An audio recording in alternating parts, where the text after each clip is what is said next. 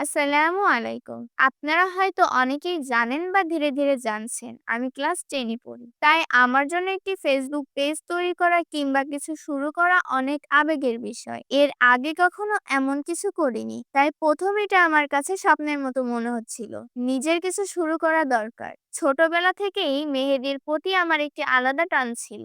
অনেক ভাবনা চিন্তার পর অবশেষে আমি একটি ফেসবুক পেজ তৈরি করি, যার নাম দিয়ে টুকিটাকি বাড়ি। এই নামটার পেছনে বিশেষ একটা কারণ আছে। ছোট ছোট কাজ, নতুন কিছু শেখা, তৈরি করা, এই টুকিটাকি কাজগুলো যেন আমার নিজের একটা দুনিয়া। এই পেজটা শুধু একটা পেজ না, এটা আমার জন্য সন্তানের মতো। তার প্রতিটি পদক্ষেপে পাশে থাকতে চাই। আর সেই ভালোবাসা থেকে মেহেদির ডিজাইনের মাধ্যমে আমি পেজটির নাম লিখে ফেলি। অনেকেই ভিন্ন ভিন্ন ভাবে পেজের নাম বা আইডিয়া প্রেজেন্ট করে। এই ডিজাইনটা করার আগে আমি কোনো পরিকল্পনা করিনি। একদিন হঠাৎ বসেছিলাম, মেহেদি হাতে নিলাম আর ডিজাইন করতে শুরু করলাম। আপনারা অনেকেই আমার ডিজাইন পছন্দ করেন, সেটা ভেবেই ভিডিওটা তৈরি করে ফেললাম। এইবারের ডিজাইনটা একদম সিম্পল, শুধু হাতের উপরের অংশই করেছি। ডিজাইনটা শেষ হলে পিসির সামনে বসে হাতে মেহেদির ডিজাইন আর পিছনের পেজের নাম, এই অনুভূতিটা এক কথায় অসাধারণ। এগুলো আসলে কয়েকটা কথায় বোঝানো যায় না। যাদের কোনো কাজ বা উদ্যোগ প্রথম থেকে শুরু করার অভিজ্ঞতা আছে